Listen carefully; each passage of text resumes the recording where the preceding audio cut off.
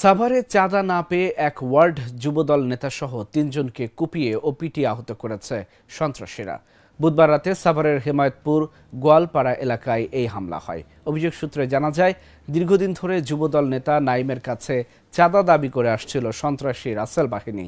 চাঁদার টাকা না পেয়ে বুধবার রাতে নাইমের অটো গ্যারেজে দলবল নিয়ে হামলা চালায় রাসেল। এ সময় গ্যারেজ ম্যানেজার সিফাত বাধা দিলে তাকে তুলে নিয়ে গিয়ে রাতভর নির্যাতন করা হয়। আহত অবস্থায় স্থানীয়রা তাদের উদ্ধার করে সাভার এনাম মেডিকেল কলেজ হাসপাতালে ভর্তি করে।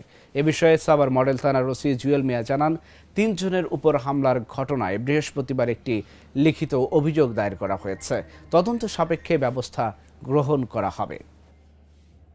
এই টাকাগুলো যে আমার উপর হামলা করছে তার মা এবং ভাই এই টাকাগুলো দিয়ে গেছে আমার এই মীমাংসার জন্য, কিন্তু আমি এই টাকাটা গ্রহণ করি নাই। কারণ আমার উপর যে হামলা হয়েছে কালকে রাত্রে, রাসেল বাহিনী, রাসেল সন্ত্রাস, সে আমার উপরে মর্মান্তিকভাবে গুরুত্বপূর্ণভাবে অনেক হামলা করছে। আমার গ্যারেজের ভিতরে ঢুকে টাকা নিতে চাইছিল দুইটা, তার সন্ত্রাস বাহিনী তাদের টাকা দিতে অস্বীকার করছে দেখে রাসেল বাহিনী পরে সন্ত্রাস বাহিনী নিয়ে এসে আমার দোকানে, গ্যাসের দোকানে আমার চাচারে, আমার এক কর্মচারীরে বেদক মারছে। আর আমার দোকান থেকে 1,35,000 টাকা এই লুট করে নিয়ে গেছে।